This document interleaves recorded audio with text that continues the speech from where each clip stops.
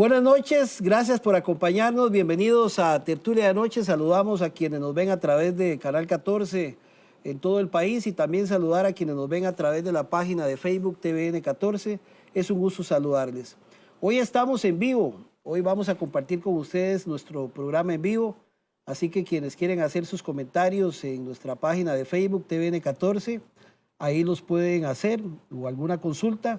Vamos a presentarles a nuestro invitado. Hoy nos acompaña el politólogo Claudio Alpizar, una persona muy reconocida a nivel nacional por sus diversos programas, también en medios de comunicación y sus comentarios y su participación también en política. Ya es una persona muy conocedora y experimentada en los temas políticos y hoy lo hemos invitado para hacer un análisis de lo que está sucediendo hoy en el país. Por eso es que el programa hoy va a ser en vivo, puesto que ya la mayoría de costarricenses lo que hemos estado viendo básicamente después de la protesta son signos de violencia, por supuesto. Pero aquí el tema es qué va a pasar con los planteamientos de rescate nacional. El domingo el presidente de la República dijo, retiro la propuesta, y a partir de ahí, hasta ahora lo único que ha habido es que el presidente ha recibido al sector cooperativo, quien asistió básicamente a pedirles un diálogo nacional. Hoy salía en La Nación de que ellos fueron a hablar de impuestos, pero conversando con el presidente del CONACOP, Giovanni Villalobos, me dice, no, nosotros no hablamos de ese tema, hay una posición del sector cooperativo, por supuesto, pero fuimos a pedirle al presidente un diálogo sectorial.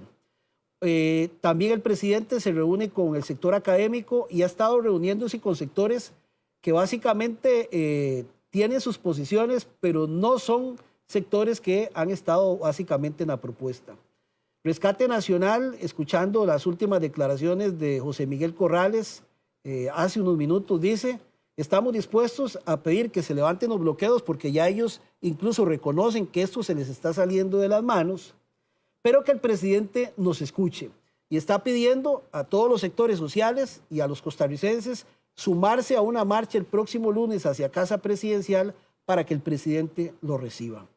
Ellos tienen sus posiciones, tienen sus peticiones y una de las cosas que, escuchando a Célimo Guido, al mismo José Miguel Corrales, es que quieren hablar de que a los costarricenses no solamente no vendan instituciones públicas, no se retire la negociación con el Fondo Monetario, sino también que los escuche y que hablen de evasores fiscales, que hablen de renta global y que hablen de otras condiciones de la economía costarricense que deben participar también en estas negociaciones para aportar, para salir adelante en el país.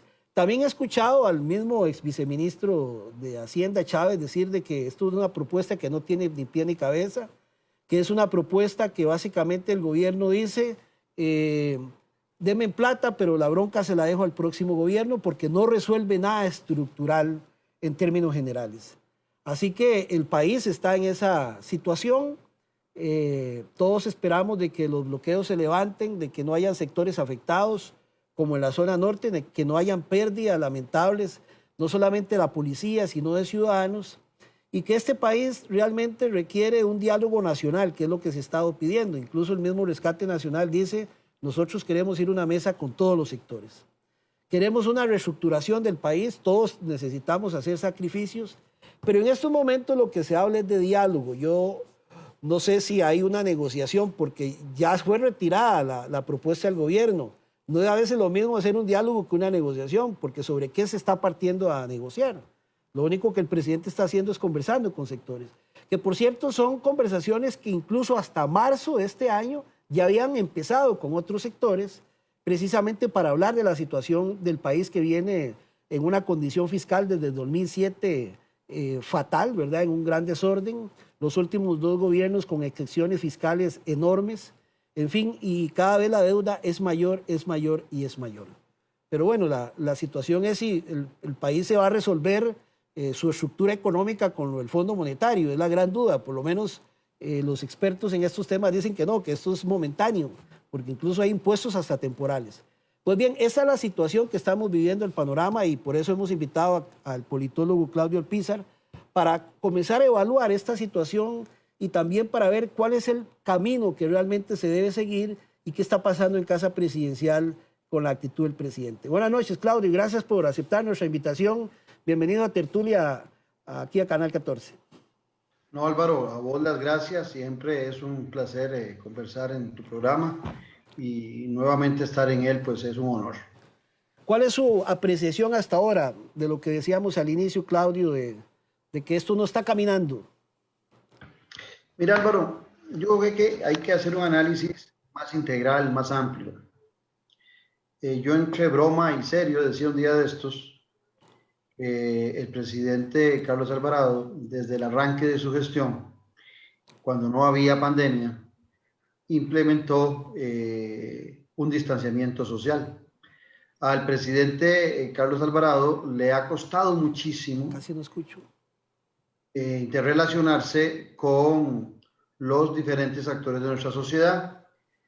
Eso empieza a generar al principio ciertos grados de desconfianza y también un distanciamiento que nunca es prudente en el gobernante. Paralelamente, la mayoría de los ministros del presidente Carlos Alvarado también tienen un doble discurso en relación al que plantea el presidente de la República y siempre hay contradicciones. Después, por otro lado, también podrías analizar perfectamente de que en muchos de los puestos de dirección superior, en el caso de los viceministerios, el presidente ha nombrado gente muy joven y no por joven es que no tengan capacidad, es que no tienen la experiencia ni el reconocimiento. Siempre se dice que el presidente tiene que guardarse como para la última instancia, para el último momento y que para lo demás que se vayan gastando las primeras instancias, los primeros escalones, antes de que el presidente de la República llegue a conversar con los ciudadanos o con los grupos de interés. Pero en este caso, los primeros escalones siempre han sido escalones con poco poder de decisión, gente, qué sé yo, como el muchacho Otaro, la viceministra de la presidencia, que es a toda luz un muchacho sin ninguna experiencia, y la falta de experiencia en la primera conversación que va a tener con gente muy doxa, con mucho conocimiento de los sindicatos, de las cámaras empresariales, de los grupos de presión, van a evidenciar esa falta de capacidad y por supuesto que van a evidenciar también la falta de apoyo político como para confiar. Dicho lo anterior, podríamos decir que una premisa que siempre también repito que para mí es fundamental es que el presidente de la República lo principal que tiene que generar desde el inicio es confianza. Entonces lo que te estoy diciendo con lo anterior es que tanto el presidente Carlos Alvarado como su gabinete no han generado confianza. Cuando no hay confianza, los actores políticos empiezan a dudar de los acuerdos verbales del presidente de la República, porque al momento de actuar, actúa totalmente diferente a lo que se planteó en una mesa, si es que esa mesa hubo. Bueno, viene este grupo de rescate nacional, que tal vez para tus televidentes es bueno que sepan que no, este grupo de rescate nacional no arrancó ahora, hace más de 8 meses. Ellos vienen bastante molestos con lo que viene sucediendo. Siempre han estado en el grupo como líderes más fuertes, Celi Muguido y José Miguel Corrales. Uno con un diálogo muy cercano al pueblo, al agricultor, como es Celi Muguido, que siempre ha sido un dirigente agrario, y el otro más dotado en cuanto a verbo, en cuanto a conocimiento ciudadano, porque fue hasta candidato a la presidencia por el Partido de Liberación, como es José Miguel Corrales. Y ellos dos han venido trabajando el tema, e inclusive recuerdo que el primer movimiento, porque también he de decir que en aquel momento conversé con ellos y me lo plantearon y me parecía muy oportuno, era el planteamiento de un referéndum revocatorio como un instrumento para que la ciudadanía pudiera relevar de sus funciones al presidente de la República, que no era para el caso de Carlos Alvarado, porque era un proyecto de ley que se presentó en la Asamblea Legislativa que iba a afectar al presidente del 2022 en adelante, si era que los ciudadanos decidían a mitad de periodo demostrar mediante un referéndum su disconformidad con el presidente y pedirle que se relevara de sus funciones. Eso se acentuó con el Movimiento Rescate Nacional con el tema de la UPAD. Hay que recordar que el tema de la UPAD calentó mucho el disgusto hacia el presidente de la República. Posteriormente, Ya cuando arranca todo el tema relacionado con la pandemia, hay una marcha que también la tienen que recordar, que si mal no tengo la fecha, fue hace unos 22 días, tal vez un mes, en donde este grupo marcha hacia Casa Presidencial. Son pocos porque la mayoría que los acompañan, repito, porque es importante que lo tengan claro los oyentes, son gente de zona rural, son campesinos, gente que está muy afectada por la falta de empleo, por la falta de recursos, por la falta de alimentos. Entonces, el acompañamiento que tuvieron ellos para ir a Casa Presidencial no fue de una multitud, pero sí había un grupo significativo. Se hizo un bloqueo en Casa Presidencial y no fueron recibidos los representantes del grupo, donde iba Célimo Guido y José Miguel Corrales. Ellos entonces toman la decisión de, qué sé yo, de hacer el movimiento, ya no desde el centro de San José, sino desde el marco de los lugares que están padeciendo problemas de pobreza y problemas de desempleo, donde la gente está más brava. Entonces, aquí es donde empezamos a ver focos en toda el área, el gran anillo que rodea en la meseta central. Y por eso es que empezamos a ver que los movimientos se generan en San Carlos, los movimientos se generan en Pérez Celedón, los movimientos se generan en el sur-sur, se generan en Guanacaste, se empiezan a generar en zonas donde hay mucha molestia, ya sea por pobreza, ya sea por inseguridad, ya sea por falta de empleo, pero todos empiezan a aglutinarse alrededor del anillo. Bueno, ¿esto por qué sucede, Álvaro y televidentes? Esto sucede no porque lo que están viviendo en esas zonas sea un asunto que surge hoy. El proceso del sistema económico que se ha implementado desde 1982, después de la crisis del gobierno de Rodrigo Carazo, fue una visión muy economicista que se entendió al principio de la década de los 80 porque habría que recuperar la economía, pero hubo gente muy castigada de la clase media baja, de la clase media hacia abajo, media baja y los más pobres, que empezaron a padecer muchos problemas y muchos programas sociales que venían generándose muy fuerte en nuestro país. Y se empieza a generar una desigualdad. Uno nunca sabe cuándo va a reventar un malestar ciudadano. Sabe que el malestar ciudadano está ahí. Yo recuerdo que hace aproximadamente, en un análisis que hice en un programa mío de radio, yo decía que se le estaba jalando mucho el rabo a la ternera y que se estaba calentando mucho la olla de presión. ¿Cuándo iba a reventar el movimiento? Uno no lo sabía, pero ese proceso anterior, Álvaro, de desigualdad es terrible. Mire, en 1982, en Costa Rica, el ingreso per cápita, que usan mucho los economistas, o sea, tomar todo el ingreso del país y dividirlo entre la población, en 1982 nos decía que ese ingreso per cápita era de $1,034 por costarricense. En aquella época, en 1982, éramos 2,5 millones de habitantes. Ya para el 2019, cuando ya somos 5 millones, pongan atención, ya el doble de la población, el ingreso per cápita de Costa Rica ya no es 1,034, el ingreso por persona ya no es 1,034, sino que es $12,300. Entonces muchos de tus oyentes podrían decir, bueno, pero ¿dónde están los $12,300 míos? Bueno, es que es un promedio, pero en ese promedio hay gente que se queda en esa distribución de riqueza con millones de dólares. Y hay algunos que no reciben. Es como que yo traiga hoy un pollo, y este es vos y otros dos amigos, y entonces alguien pasa y dice, mira, ahí hay un ingreso per cápita de un cuarto de pollo para cada uno en esa mesa. Ahí se va a comer cada uno un cuarto de pollo en la mesa. Pero resulta que Claudio Alpizar se come 3 cuartos de pollo y te deja a vos una alita, le deja a los otros amigos otra alita y a algunos le deja tal vez un muslito.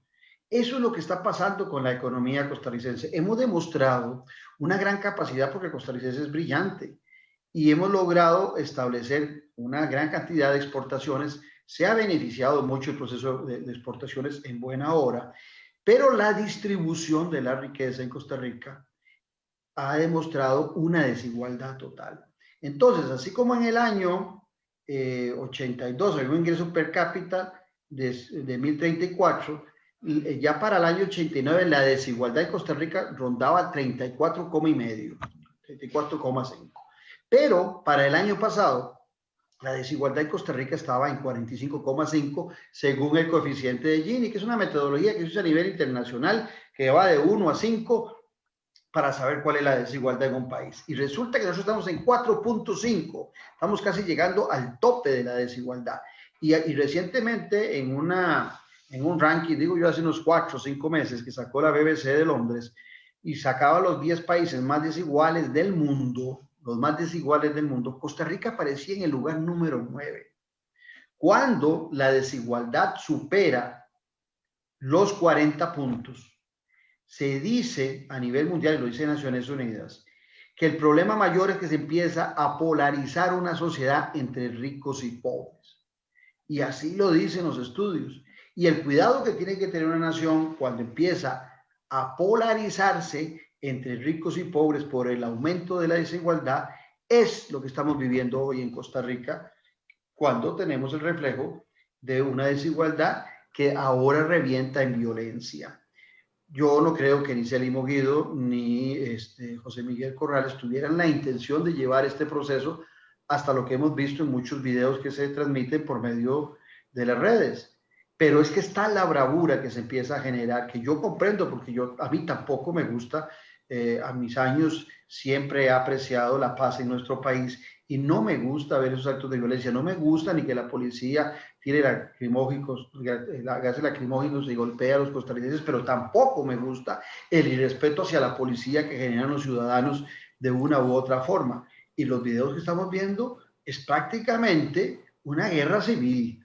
Claudio, y de una molestia ciudadana. Claudio, esa desigualdad, bueno, han habido otros factores de la economía, ¿verdad? Por ejemplo, el Estado ha crecido muchísimo, a veces hay doble funcionalidad de las instituciones, lo que hablábamos de las exenciones que hemos tenido en estos dos gobiernos en beneficio, hay sectores que han sido más beneficiados por otro quizás, por el poder político que se ha generado en algunos sectores de la economía que han venido predominando, digámosle, los factores más importantes del desarrollo nacional.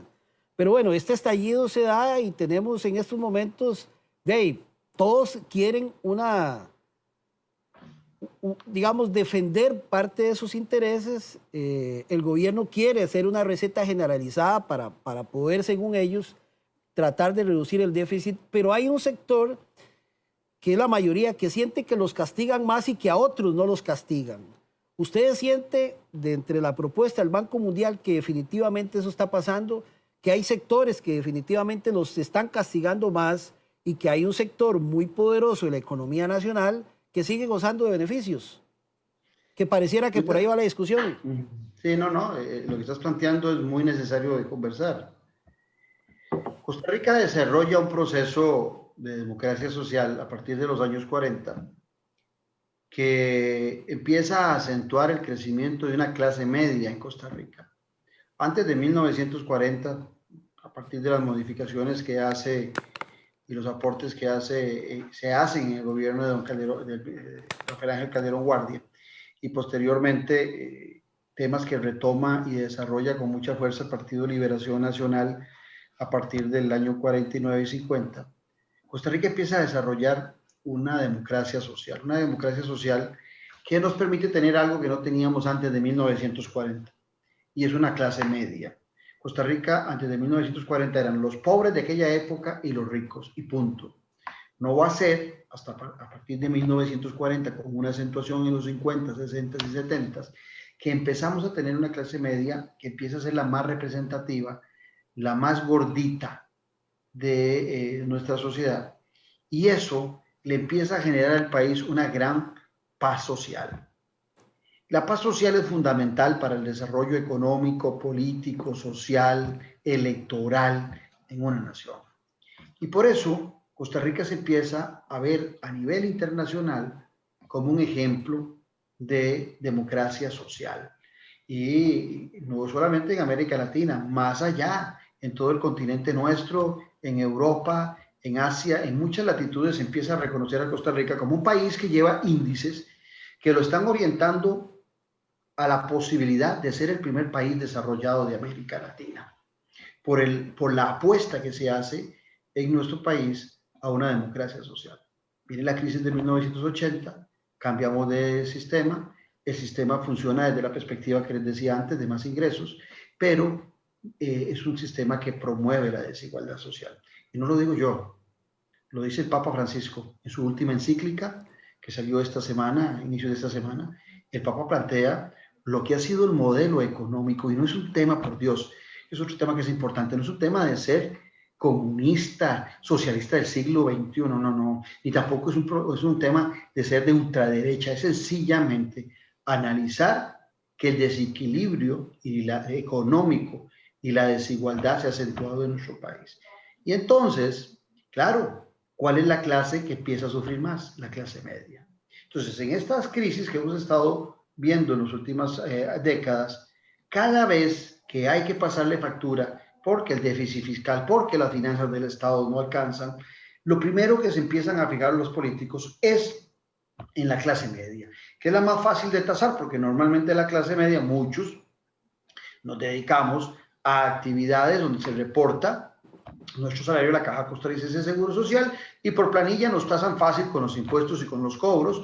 Otra es ir como lo que se quería hacer ahora, de triplicar el valor o el impuesto de territorial para las propiedades. O sea, son los impuestos más sencillos de cobrar, pero todos van en su mayoría sobre la clase media. Y digo que la clase media porque al pobre lo que se le empieza a encarecer es su sobrevivencia en cuanto a calidad de casas, alquiler de casas, a alimentación, a faltante de trabajo, y por supuesto que cuando no hay empleo, la pobreza empieza a aumentar. Y eso empieza a afectar tanto a la clase media costarricense, que la clase media costarricense empieza a sentir que es la que tiene la responsabilidad de sacar a los pobres de su pobreza, y entonces empiezan a distanciar. Y hoy lo vemos, lo que está sucediendo en las zonas rurales con todos estos bloqueos, que la mayoría de gente sencilla, gente tal vez mucha gente violenta, gente que ya perdió la esperanza, desesperanzados totalmente, son atacados hoy desde el gran área metropolitana o desde el Valle Central como una chusma, como un grupo de delincuentes, porque la clase media costarricense, ante ese distanciamiento que ha tenido, porque se lo han provocado los grandes intereses de las vivencias de los más humildes, se empieza a alejar. Y por supuesto que está la clase alta, que la clase alta siente que en nada le afecta lo que está sucediendo, pero se les olvida, sobre todo los grandes empresarios que deben tener mucho cuidado en esto, que la paz social es determinante para el desarrollo económico de un país. Álvaro, una economía en cualquier parte del mundo, para que venga inversión extranjera, para que haya inversión interna, para que la demanda interna pulule, para que el beneficio pulule, requiere de una gran paz social y una democracia muy sólida. Y eso está afectando esas debilidades de la desigualdad, está afectando no solamente la paz social, sino también la credibilidad del costarricense en la democracia. Es que si yo te digo a vos que la democracia es el mejor de todos los sistemas, con todos sus defectos, suena muy bonito y puedo hablarte de libertad, de derecho de movilidad, de derecho de expresión. Pero Álvaro, cuando hay hambre, no hay sistema democrático que la gente respete ni quiera, porque siente que el sistema lo que está promoviendo es la desigualdad. Ayer, un buen amigo me decía, mira Claudio, nosotros vamos por el camino de Venezuela. Y me decía, ¿cuánto tiempo calculas vos para que lleguemos a estar como Venezuela? Le digo, no es cuestión de tiempo. Me dice, ¿cómo no es cuestión de tiempo? Le digo, no, es cuestión de pobreza. Y me dice, ¿cómo cuestión de pobreza? Le digo, ¿cuándo Venezuela cambia? Es que hay muchos venezolanos que viven en Costa Rica que pasan diciendo, es que Costa Rica va por el lado de Venezuela, es que Venezuela, pero los que han venido a vivir a Costa Rica, los venezolanos, la mayoría eran de clase media alta hacia arriba.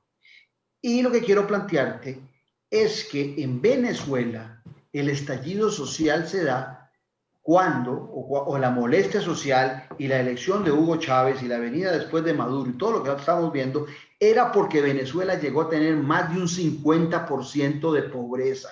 Entonces la gente iba al proceso electoral, o fue al proceso electoral cuando Hugo Chávez fue electo, fue con una gran molestia.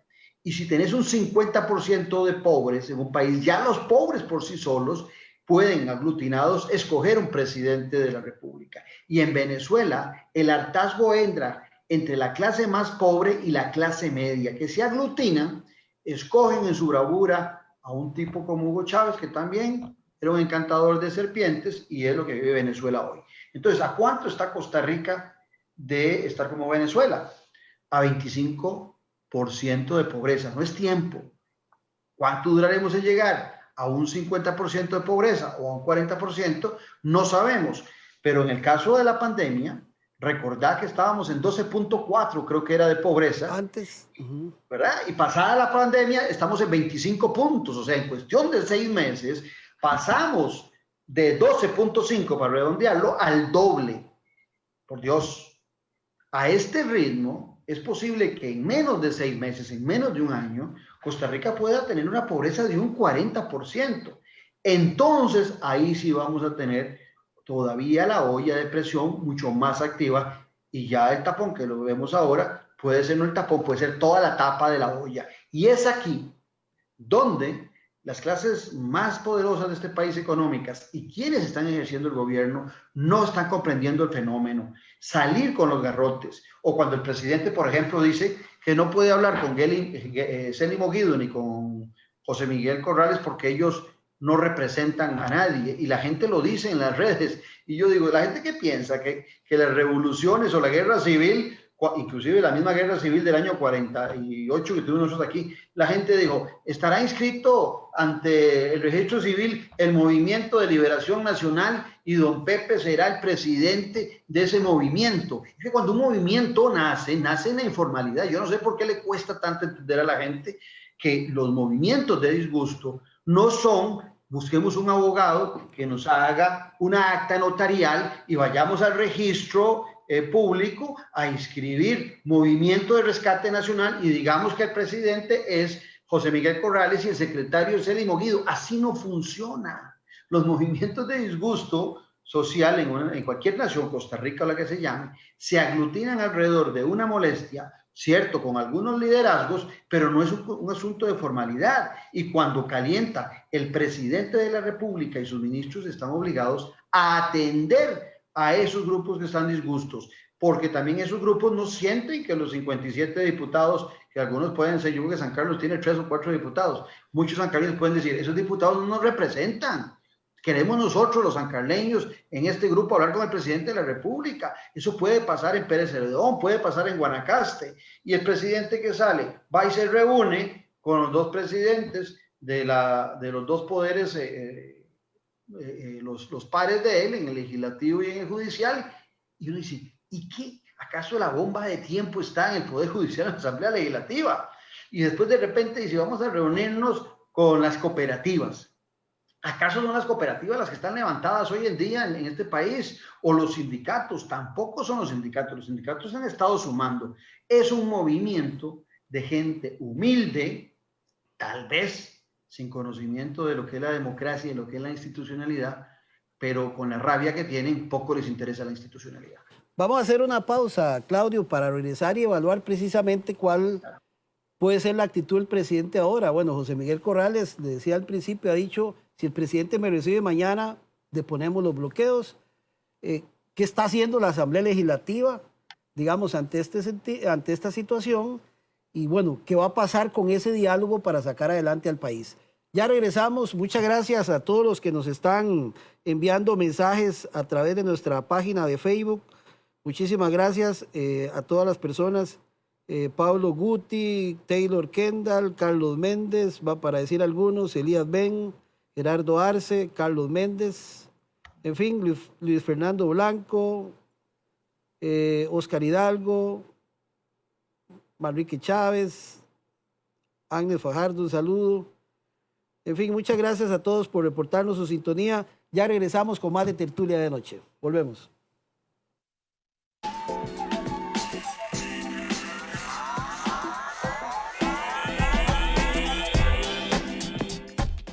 Bien, seguimos compartiendo con el politólogo Claudio Alpizar algunos comentarios de Marcos López. Excelente apreciación de don Claudio. El presidente está llamando al diálogo a gente equivocada.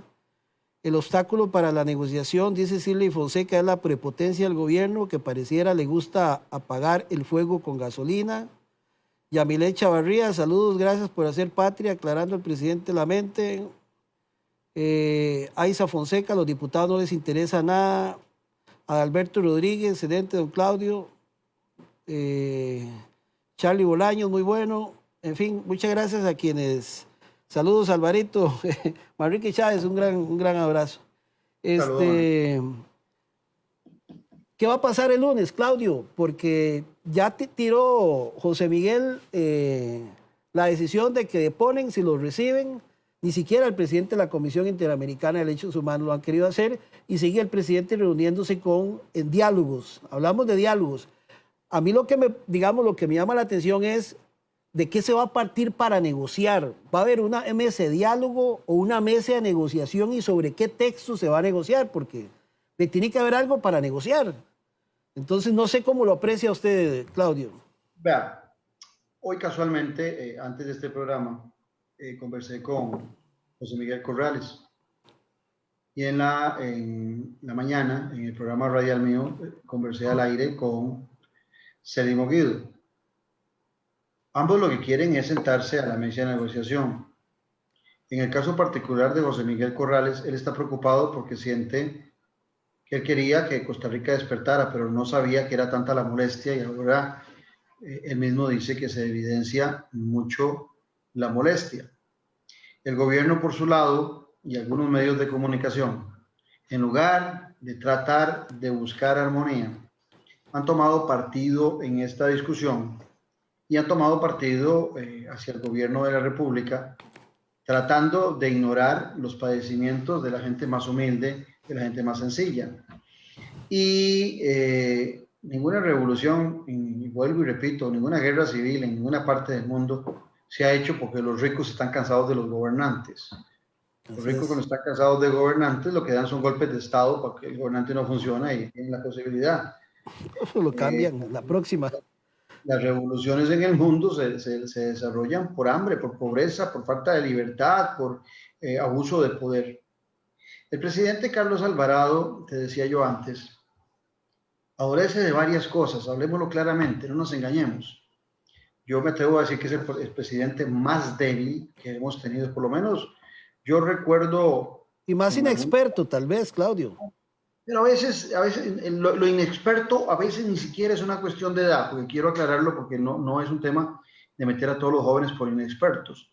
Es un tema, como decía Mauricio Montero, el jugador de fútbol, hay que chollarse las nalgas, decía Mauricio Montero, ¿te acordás? Sí, claro, es un poco de esa filosofía, que hay que tener experiencia de vida. Yo creo que el presidente Carlos Alvarado ni se imaginaba que iba a ser presidente de la República, no se preocupó por hacer equipos.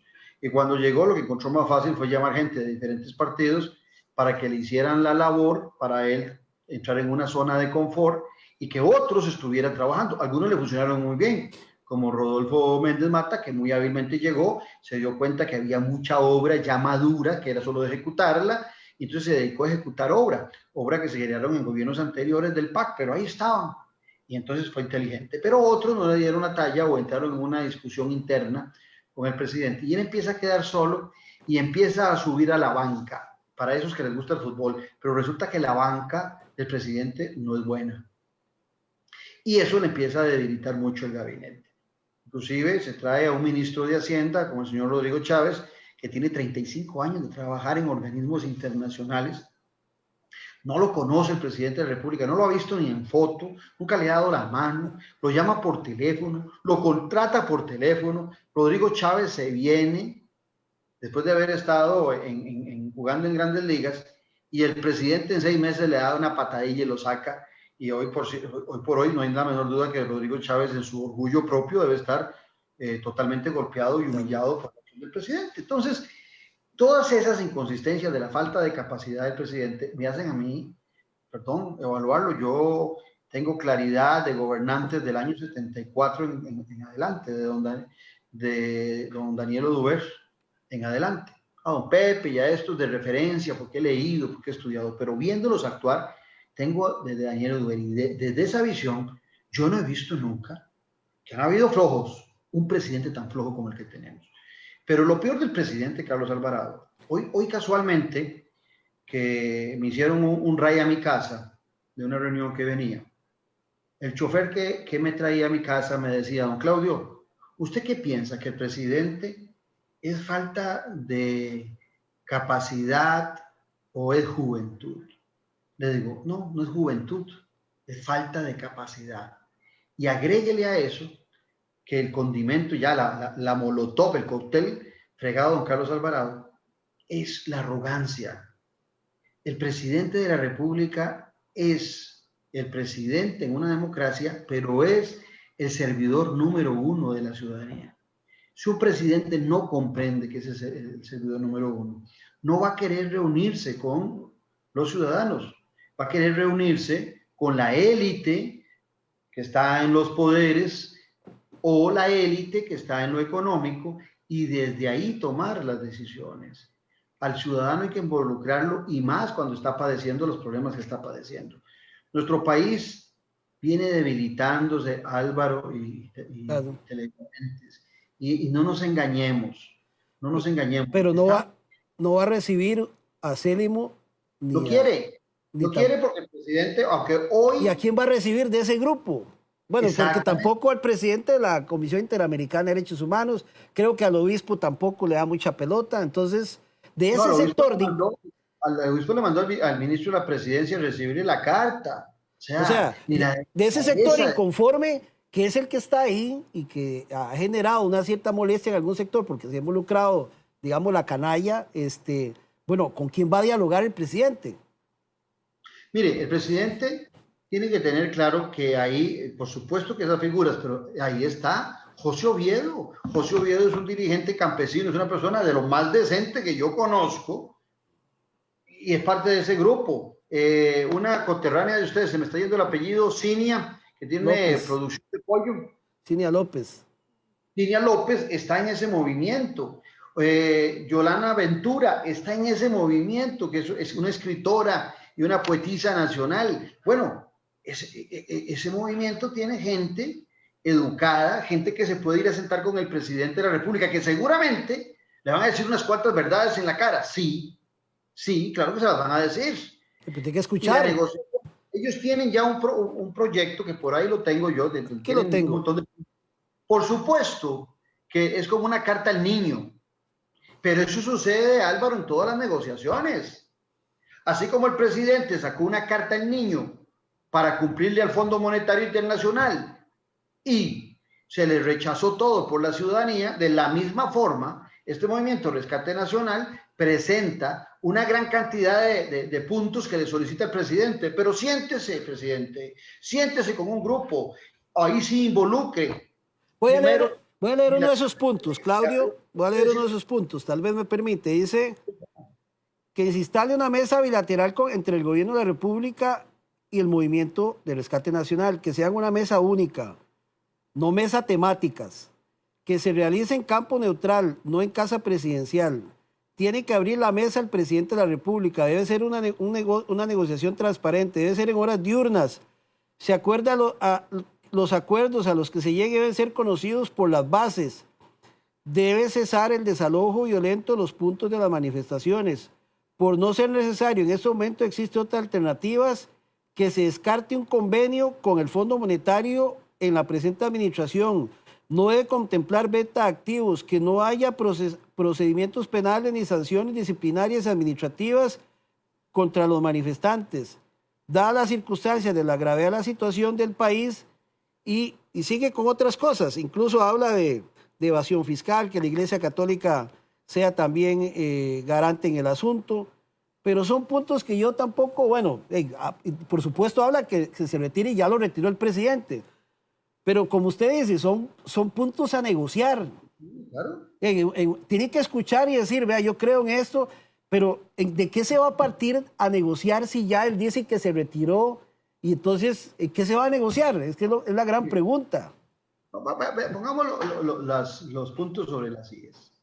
Que quieren reunirse en una zona neutral. Bueno, el presidente les ha cerrado la casa presidencial cuando han ido a ellos Y recuerde que entre esos grupos que están molestos hay muchos pescadores, claro, que tienen años de estar reclamando la necesidad, porque por diferentes cuestiones, ya sea ambientales, se ha preferido proteger al camarón o a la tortuga, o que yo no digo que no haya que protegerse, pero se prefiere proteger a muchos de estos animales, estas especies, en detrimento de la alimentación de gente que ha vivido toda su vida de la pesca. Ahí hay un foco de infección y de bravura ciudadana que el presidente tiene que escuchar. Bueno, que no quieren ir a casa presidencial, ok. Si el presidente tiene un lugar que debe ser para los costarricenses, que ahora ni se ocupa porque no hay nada, el centro de convenciones ahí en Belén. Es hermoso, es amplio y el presidente podría meter a una gran cantidad de diferentes actores en diferentes salones, conversar, estar con su gabinete, invitarlos, y si el presidente le da miedo circular por una piedra, pues le pide el helicóptero a André Garnier y que lo lleve al centro de convenciones en helicóptero, y se baja del helicóptero y conversa con los ciudadanos. Es que el presidente se niega a conversar con los ciudadanos. El presidente encuentra que es muy cómodo, solo hablar con los representantes formales e institucionales. Pero esos no son los que están bravos.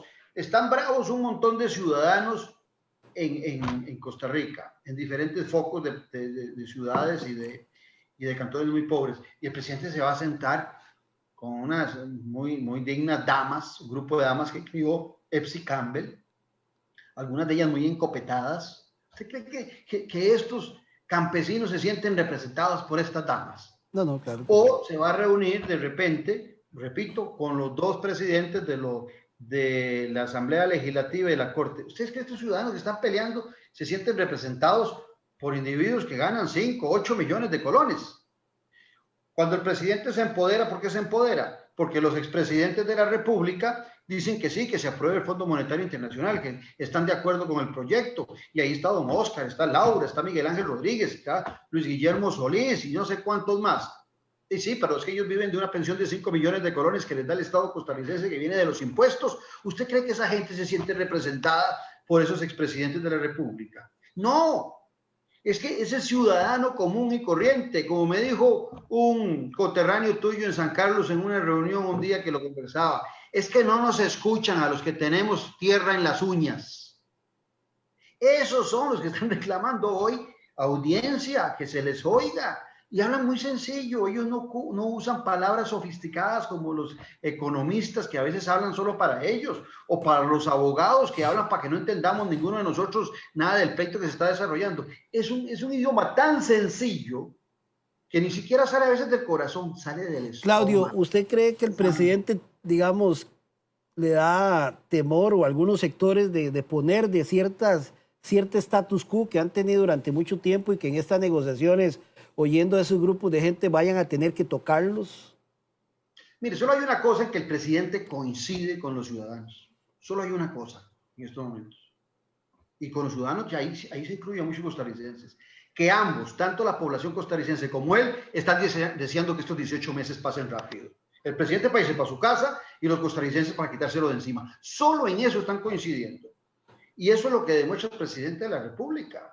Cuando el presidente no quiere, si el presidente de la República hace un acto de humildad, recibe a José Oviedo, recibe a Cinia López, recibe a Celimo Guido, recibe a José Miguel Corrales, que la gente ahora dice que Campos, el exdiputado Campos, y que Albino Vargas, perdón, ellos no estaban al principio en el Movimiento de Rescate Nacional. No. Ellos y otros grupos, en vista del apoyo que han tenido o de la molestia ciudadana, se han plegado al final, pero ellos no estaban originalmente en ese grupo de Rescate Nacional que planteó todo lo que está sucediendo hoy en día y que se organizaron.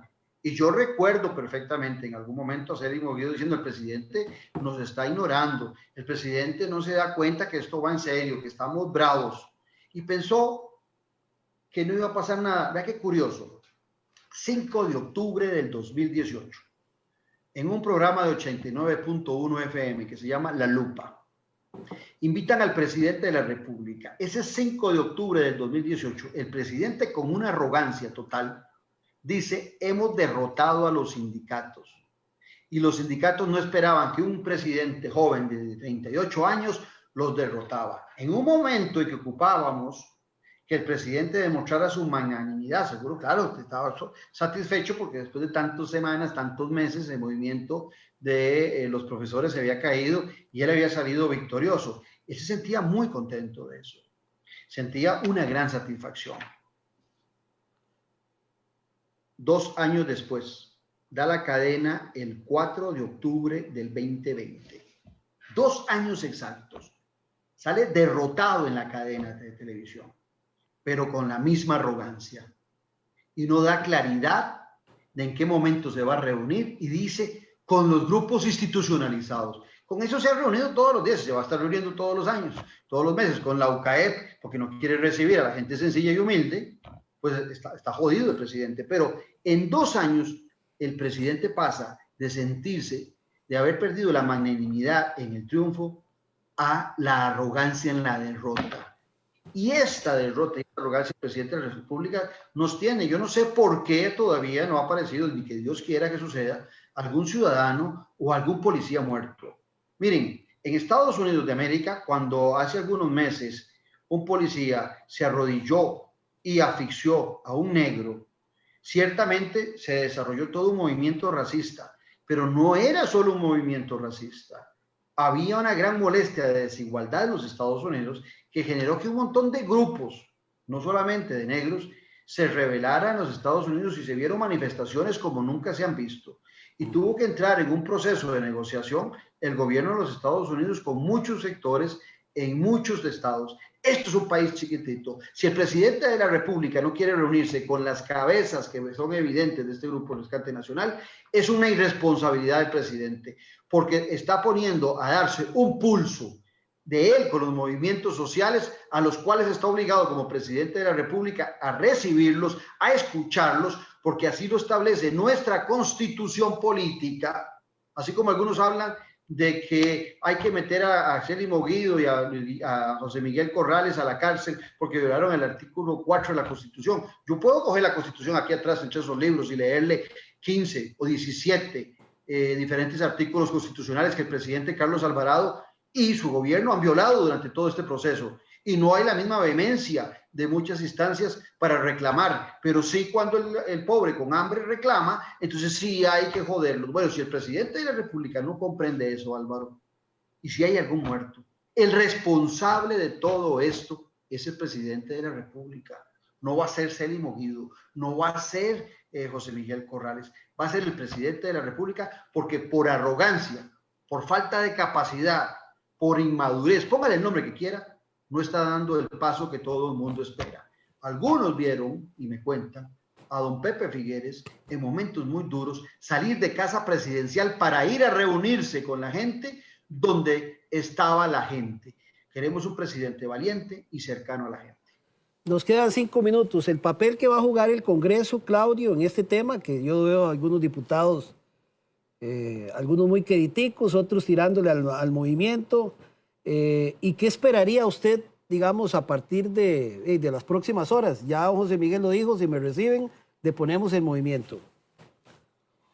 Vea, los diputados de todos los partidos, de todos, Liberación, La Unidad, Restauración, los fabricistas, todos los partidos, ninguno ha tenido la vehemencia ni el carácter para defender a la ciudadanía y para hacer un control político donde los diputados en una votación, en una nota, donde 47 de los 57, porque digamos que los 10 del PAC no los quieran firmar, le exijan al presidente de la República estar sentado, no el lunes, mañana mismo con el movimiento. Eso lo pueden hacer los diputados de oposición, que son 47, si es que los 10 del PAC no lo quieren firmar. Pero 47 diputados unidos alrededor de buscar la paz social en este país serían fundamentales y sería un ejemplo de dignidad, porque aquí se habla mucho de pasar de un régimen parlamentario a un régimen presidencialista. Bueno, con diputados como los que tenemos hoy en día, da igual que el régimen sea parlamentario o el régimen sea presidencial. Los diputados hoy por hoy deberían estar llamando a cuentas al presidente de la República Y no solo en control político, están dando discursos. Es que ellos tienen las herramientas constitucionales en su control político para llamar a cuentas al presidente de la República. No es posible que el irresponsable de Michael Soto, ya por varias ocasiones, yo le pregunto a los sancarleños, ¿confían los sancarleños con lo que ha pasado, inclusive con la inseguridad que han vivido en Michael Soto? ¿Confían los 6 cantones que tienen frontera con el lado de Nicaragua, del lado norte del país, en la seguridad que da Michael Soto? Pues no. Y resulta que no ha tenido la capacidad de defender a los costarricenses de los vejámenes que tienen con las guardias o con los delincuentes del país vecino. Pero sí son buenos para volar garrote. ¿Por qué no llegaron con gases lacrimógenos a sacar los 4,000 o los 3,000 coligalleros que habían en Cruzitas en defensa del territorio y la soberanía nacional? Pero sí se habla de la violación del artículo 4 de la Constitución Política contra los propios costarricenses indignados por hambre y por necesidades. Bueno, esos son los diputados que tenemos hoy. Ustedes en San Carlos tienen varios diputados. Deberían estar hoy reclamando y del lado del pueblo. Yo no sé si han estado, ahí te fallaría decir, pero igual, es que estar sentado en una curul y lejano del acontecer y del sentir ciudadano es lo más sabroso. Un mensaje final, Claudio, y reitero, el escenario que usted prevé para estos días, a partir de hoy, de lo que se ha dicho, ¿qué espera usted del presidente? Yo tengo claro, Álvaro, que Célimo Guido, que es el más vehemente, porque él es parte del sector agrario, y José Miguel Corrales, y el mismo José, el apellido de José, están totalmente de acuerdo en reunirse con el presidente de la República. Y si el presidente de la República, José Oviedo, si el presidente de la República quiere hacer, si el presidente de la República realmente ama la democracia de este país, la democracia es inclusiva, debe recibir a este grupo que, aún siendo informal, representa a muchos que dicen representar en la formalidad a algunos. Yo no creo que los diputados hoy por hoy puedan representar a toda esta gente que está indignada. Son estas personas y se calmaría todo. Yo no quiero ver derramamiento de sangre en mi país, no quiero ver patrullas, trailers incendiándose, no quiero ver a la gente tirando piedras. Es que de repente en una bronca de esas se va a morir un niño, una niña, va a morir una mujer, va a morir algún ciudadano, va a morir algún policía. Y ahí sí va a ser la de San Quintín. Ahí sí que esto se va a calentar. Y todos los instrumentos y todas las herramientas las tiene el presidente de la República. Pero si el presidente de la República, Álvaro y oyentes, está esperando derrotar para salir a decir con toda la bocanada que lo hizo hace 2 años, cuando derrotó a los profesores, salir con la arrogancia. Yo creo que el presidente se le ha hinchado el pecho, pero no de amor por el país, sino por vanidad. Y la vanidad en un gobernante es la peor consejera. Claudio, muchísimas gracias por habernos recibido y permitirnos conversar con usted en esta hora de tertulia de noche. Hoy quisimos hacer el programa en vivo, igual que la semana pasada, que estuvimos hablando con William Méndez de diálogo político. Y bueno, eso son cosas que hay que seguir conversando, porque aquí también hay que discutir cuál es la visión que han dado los medios de comunicación sobre el acontecer nacional, ¿verdad? Yo quisiera oír un comentario suyo en un minuto sobre ese tema, porque es la percepción de la mayoría. Mire, yo siento que los medios de comunicación están dando solo una versión. Y dan la versión que más les conviene. La versión de aquellos que son los que dan pauta, de aquellos que son los cercanos o dueños de medios de comunicación, y se olvidan de los ciudadanos, se olvidan de que muchas de las frecuencias que tienen, o todas las frecuencias que tienen, pertenecen al Estado costarricense y por ende a los costarricenses, y deberían ser más cercanos porque están siendo corresponsables de incendiar el país. Y eso también les está pasando factura. Ya hay muchos medios de comunicación que cuando van a cubrir eventos como estos, Álvaro, salen apedrados, sí, y salen golpeados y ya no los dejan transmitir, porque el ciudadano tampoco es tonto. El ciudadano se da cuenta en qué forma están transmitiendo los medios de comunicación, sin equilibrio y sin la bondad necesaria para los que más están sufriendo. Bueno, Claudio, muchas gracias. Antes de despedirnos, agradecer a tanta gente que que nos ha enviado sus mensajes, sus comentarios. Algunos piden incluso hasta que repitamos de nuevo un programa que vamos a hacer más adelante de nuevo con usted. Y agradecerle de nuevo por permitirnos hacer este análisis y, por supuesto, compartir con la audiencia de Canal 14 de Tertulia de Anoche. Muchas gracias, Claudio. Gracias, Álvaro, y un saludo a todos los sancarleños. Bien. Muchísimas gracias al politólogo Claudio Alpizar. Vamos a esperar qué va a pasar en el país. Hay que estar cerca de los acontecimientos, estar viendo cuál va a ser la actitud de nuestros gobernantes con base a esta situación que está viviendo Costa Rica, que yo sé que, como decía Claudio, ninguno quiere un país destruido, todos queremos la paz y sobre todo no queremos ver a los mismos costarricenses unos contra otros. Lo que queremos es un diálogo político, queremos todos en algún momento contribuir, por supuesto, pero que hay que sentarse en una mesa, no a dialogar, a negociar y ver qué es lo que mejor le conviene a Costa Rica, no en corto plazo, para terminar un gobierno, sino cómo tenemos que mejorar la estructura económica para sacar de la pobreza a miles de costarricenses que en estos momentos se ven cada vez más pobres o con menos recursos económicos, que es la palabra correcta. Muchas gracias, Claudio, de nuevo, y a ustedes por habernos acompañado. Y nos vemos la próxima semana. Recordarles que este programa se repite el domingo a las 6 de la tarde. Gracias, buenas noches.